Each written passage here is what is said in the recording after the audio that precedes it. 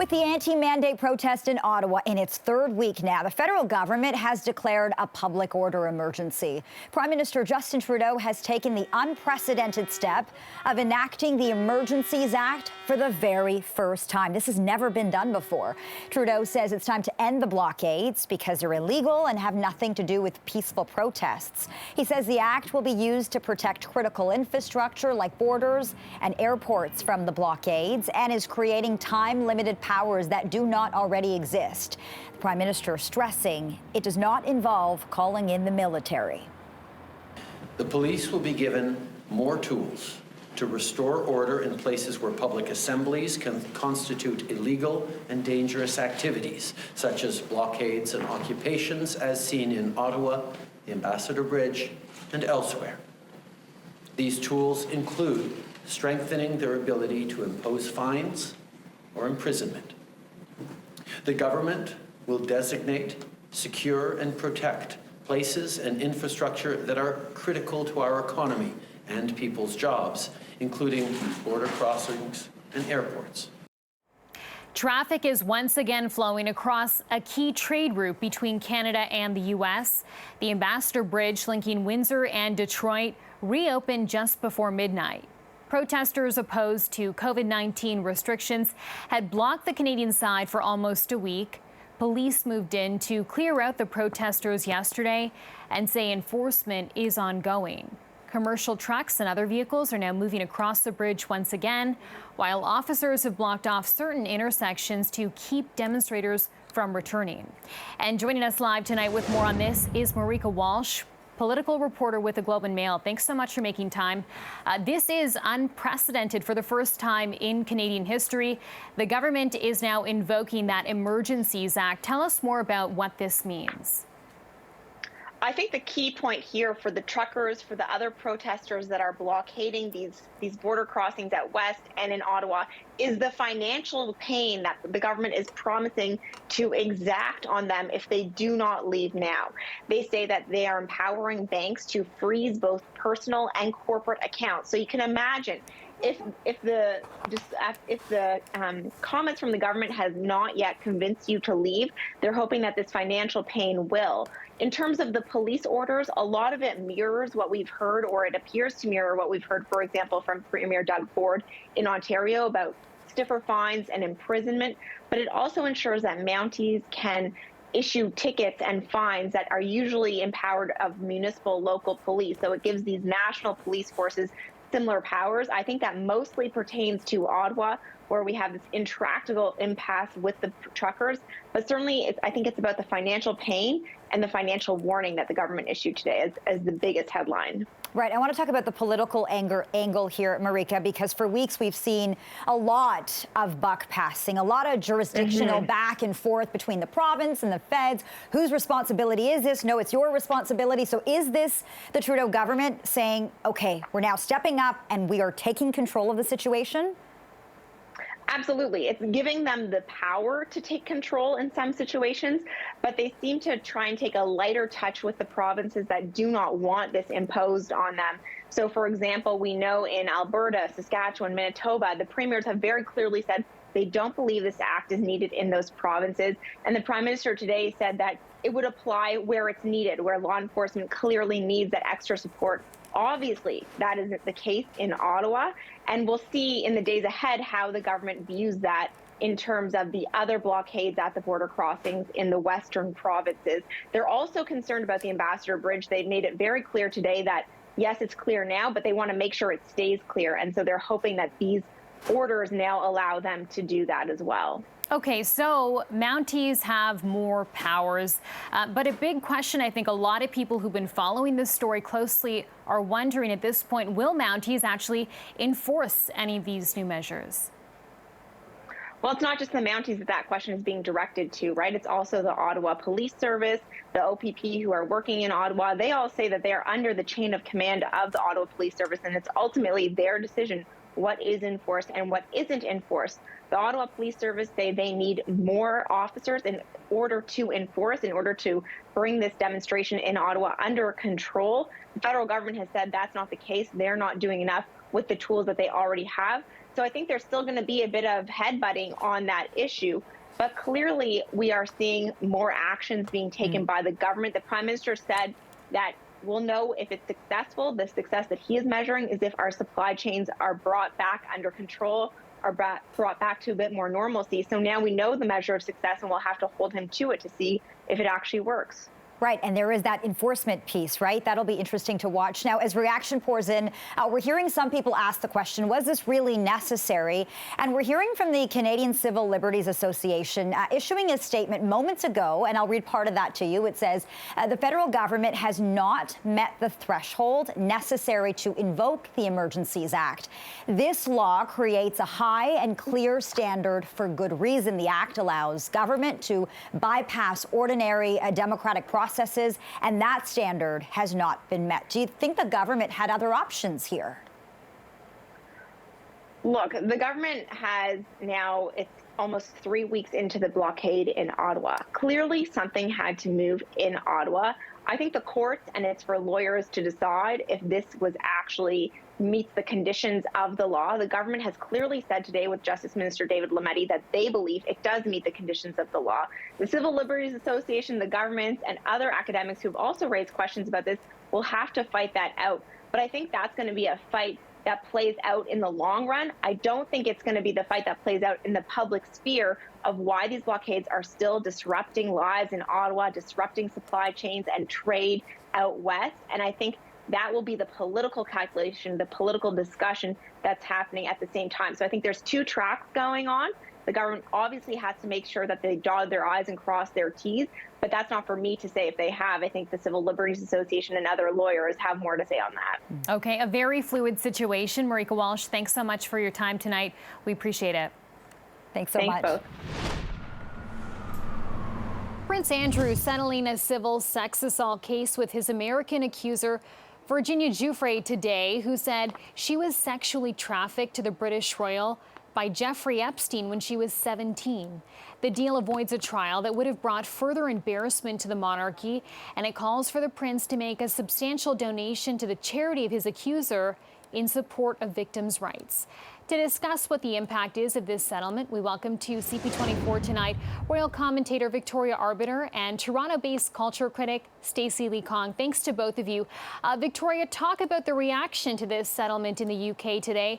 The goal, of course, was to squash the drama. So from a crisis management standpoint, was this effective? Well, I certainly think there was an element of surprise in terms of how fast this settlement seemingly came about. You may remember it was barely a month ago that Prince Andrew was demanding a trial by jury. And at the time, a pretty defiant prince was determined to fight these allegations against him, clear his name and potentially make a return to public life.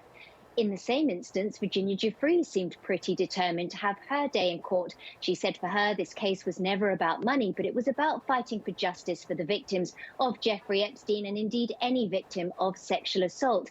She was pretty adamant as well that in order to reach a settlement, she wanted to have an admission of wrongdoing by Prince Andrew or indeed an apology from the prince. That was not included in the settlement. So certainly when we look at this settlement being agreed upon and announced today, people were definitely caught off guard. But given Prince Andrew was due to give a deposition under oath on March 10th, we know how poorly he does in interviews based on that 2019 interview for Newsnight for the BBC in which he just spiraled out of control. That was just a train wreck of an interview. So I think perhaps some wise heads got together. There was a little strong arming behind the scenes from the royal family, and Prince Andrew was persuaded to move ahead with a settlement. Okay, so let's talk more about this concept of accountability. Stacey, part of this deal includes a donation to Giuffre's charity. So even though there was no formal admission of guilt, is there a certain implication here? I mean, I think anytime that you settle like this, especially when we know that we don't know exactly how much the settlement, the actual financial terms are, but I was reading today that there were some legal experts in the UK who estimate it will be in the neighborhood of about £10 million. I think reasonable people think that that's a lot of money to pay if you do not if there's some kind of implication that something went wrong. But I will say that that's not really accountability, though. This idea of just even if there's this financial settlement that goes to Geoffrey and money that goes to her charity, from what I'm seeing in terms of other victims of sexual violence, that's not accountability. That's just a payoff. So what does a story like this say to victims of assault, Stacey? I mean, I do think it's important to acknowledge that this is probably the best possible outcome that Geoffrey could have received, because her case happened so long ago that she went after this case in New York because of a law that Andrew Cuomo allowed to, or sort of wrote into law, where victims of childhood sexual assault or sexual violence could pursue legal action there. If this had happened anywhere else, so for example, if she had tried to sue him in the UK, it wouldn't probably have gone very far. I think also, even without an admission of guilt, there's a sense that at least there was some kind of legal handling of this case. But for a lot of people, the fact that he doesn't admit liability is a real sticking point, and it means that it's another example of someone being able to have the financial privilege to escape real consequences. So, Victoria, talk about the conversations that might be happening in Buckingham Palace today and leading up to this deal, and why was there no comment coming from the Queen today? I think certainly there'll be immense relief behind palace walls. I do think it's important to note that this was a civil case. This is not a criminal case. So civil cases are about money. Now, I do agree with Stacey that any victim of sexual violence, sexual assaults wants a sense of accountability. They want justice. They want to see people in high, powerful positions I guess say sorry for the role they might have played. Now, Prince Andrew has vehemently denied these allegations from the very beginning, but a payout of this magnitude does suggest that things were not going to go his way. And I think that's what we have to look at in terms of the relief behind palace walls. I think certainly there will have been huge encouragement, let's call it strong arming, shall we, from the Queen and Prince Charles to get Prince Andrew to agree to settle, because a deposition would have been incredibly messy, deeply humiliating. Nobody wanted to see a drip, drip, drip of evidence making its way into the newspapers with the Queen's Platinum Jubilee unfolding. This would have been sordid information in terms of Prince Andrew's intimate life coming out into the public domain. It would have only got progressively worse as the year went on. So I think there will be immense relief behind palace walls tonight, but we are not going to hear from Buckingham Palace. Again, earlier this year, they have done everything they can to distance themselves from Prince Andrew. Of course, after the Newsnight interview, he was forced to step down, to step back, I think is how he viewed it. But certainly at the beginning of this year, it became very clear that there was no public role for him. He was told he could no longer use his HRH style.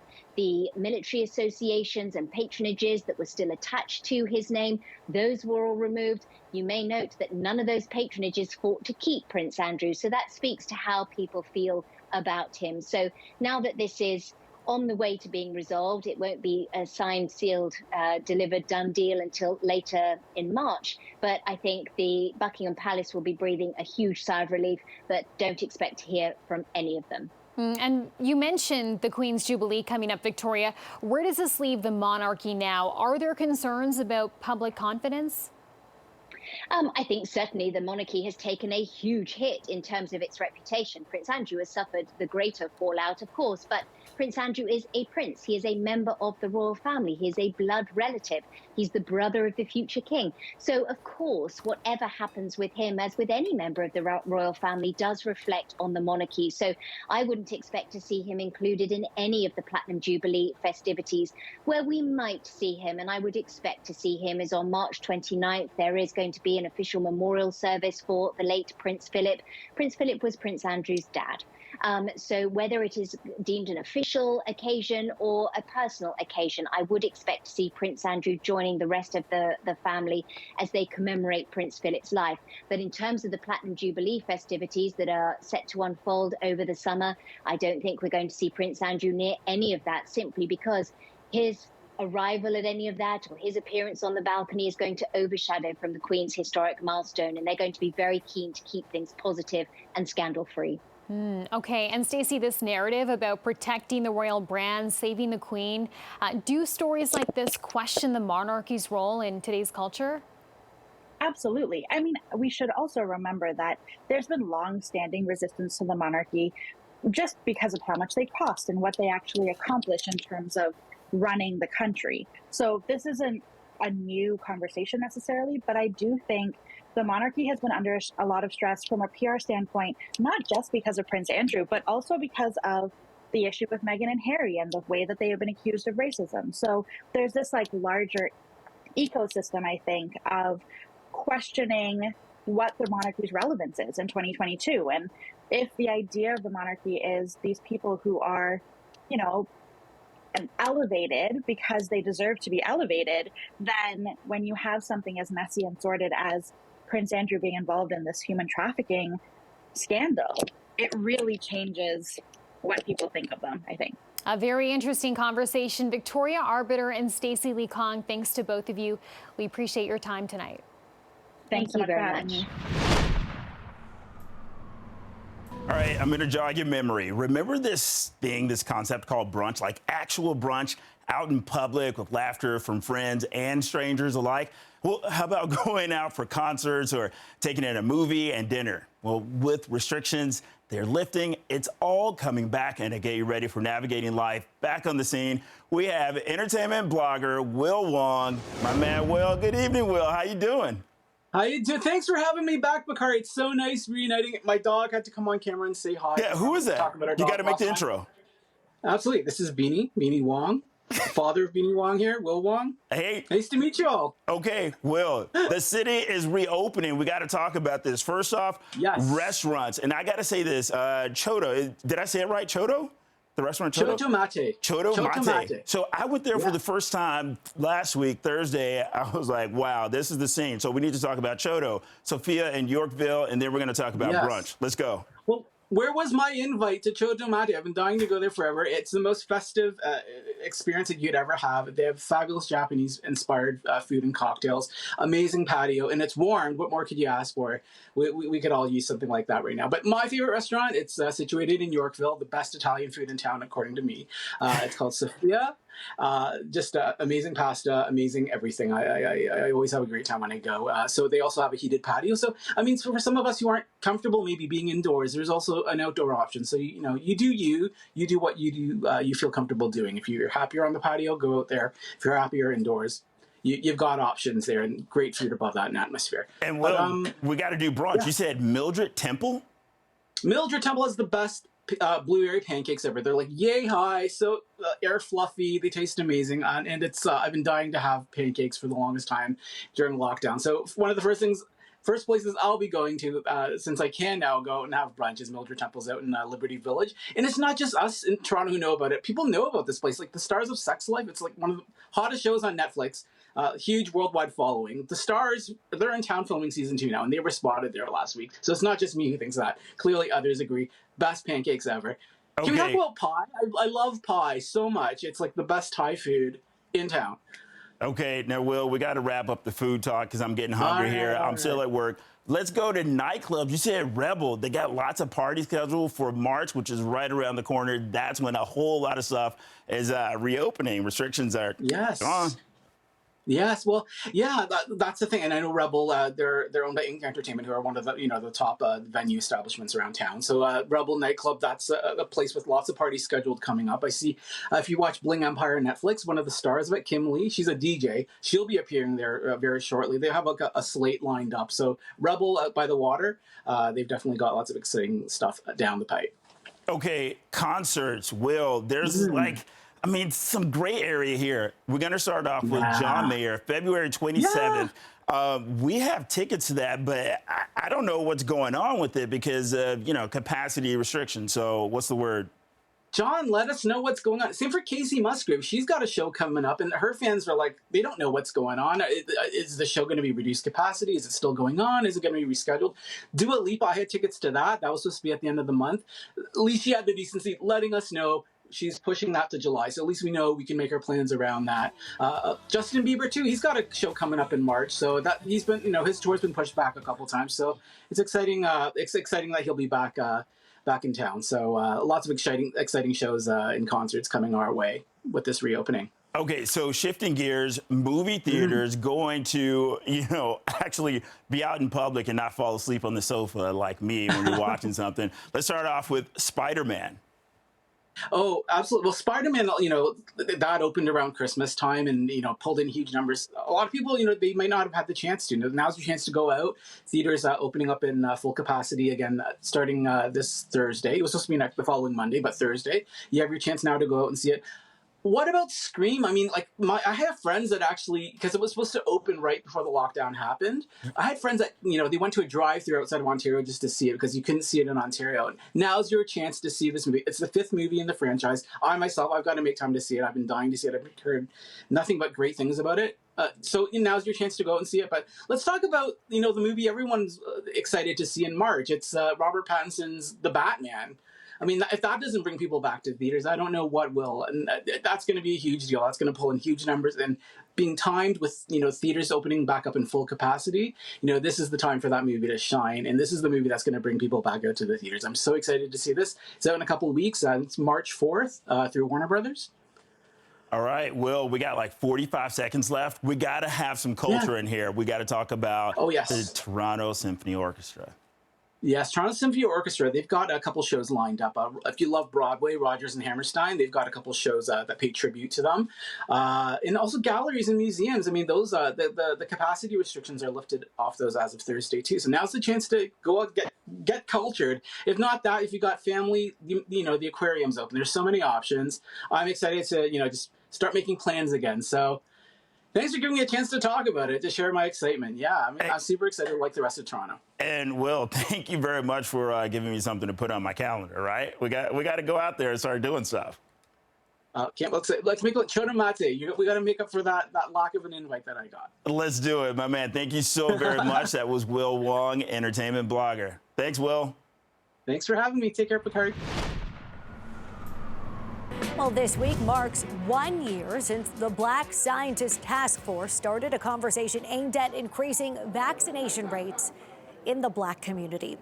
The group hosted a series of town halls, community outreach, education, and clinics meant to address a number of issues like racial discrimination and a historical neglect of Black health and well-being, leading to a mistrust of the system meant to help everyone. Currently, vaccination rates are among the lowest in Ontario postal codes. Amongst the postal codes there, yeah. With high Black and racialized community populations. So far, the Black Scientists Task Force held a town hall to discuss the strides made in the past year and the challenges they are still facing. For more on this, we'd like to welcome to CP24 Tonight Dr. Akwatu Kenti, the chair of the Black Scientists Task Force on Vaccine Equity, Reverend Denise Gillard. She's the senior leader of Denise Gillard Ministries and senior pastor of Kingdom City Church, and Lieben Geber Mikhail, the executive director of Taibu Community Health Center in Toronto. Good evening to all three of you. Thanks for making time for us tonight.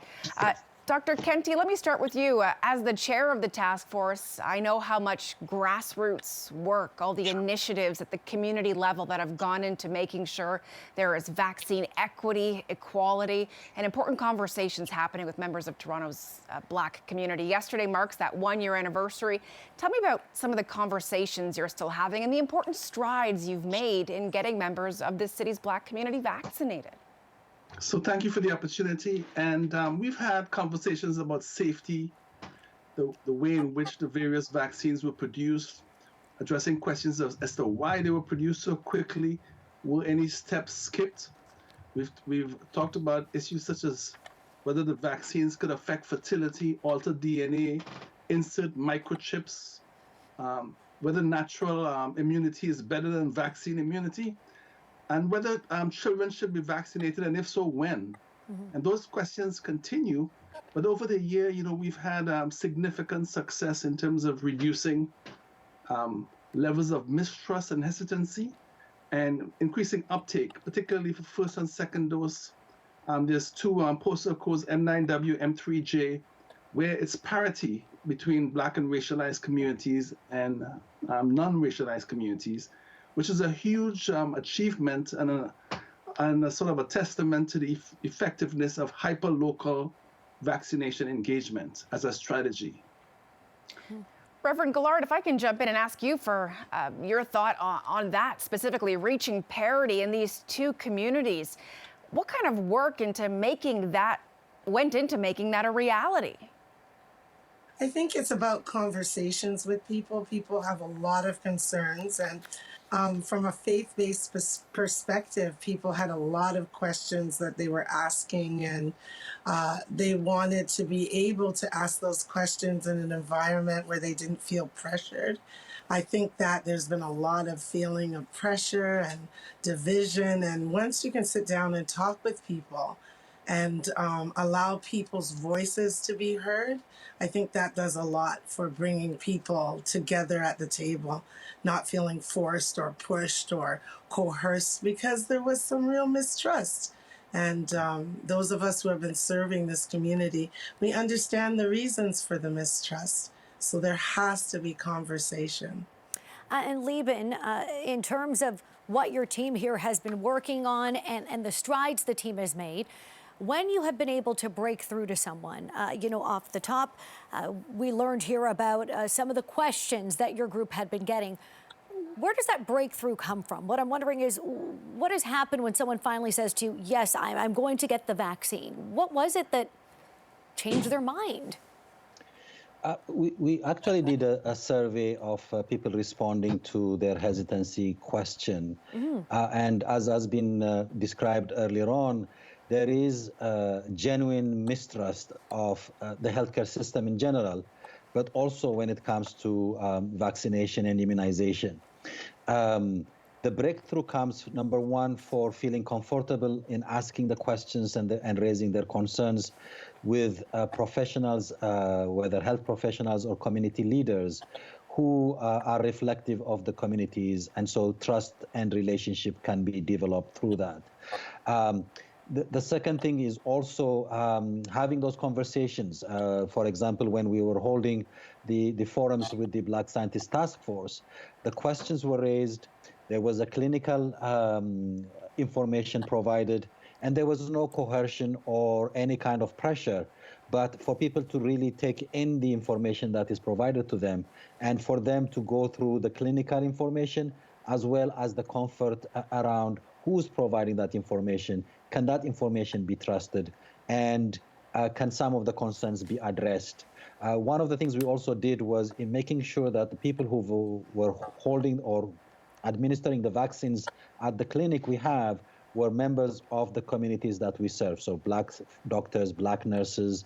And so that also brings about comfort for people to make a different decision. Yeah, Lieben, that was something that really struck me in my reporting at various clinics when I would go to specific clinics targeting members of the Black community, to see Black doctors, Black nurses, Black community ambassadors, the individual taking their notes and their information as they were checking in as well, and to see how important that relationship was to people coming to get vaccinated. So with that, Dr. Kenty, I know there's still a lot of work to do to get members of the Black community their booster shot. Tell me about the discrepancy that still exists in different parts of the city for people to get their booster shots and the numbers.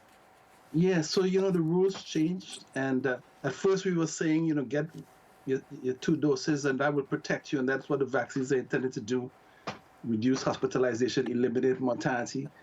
And now we're saying that you need 3 doses. And many people who have had their second dose are skeptical about needing 3 doses.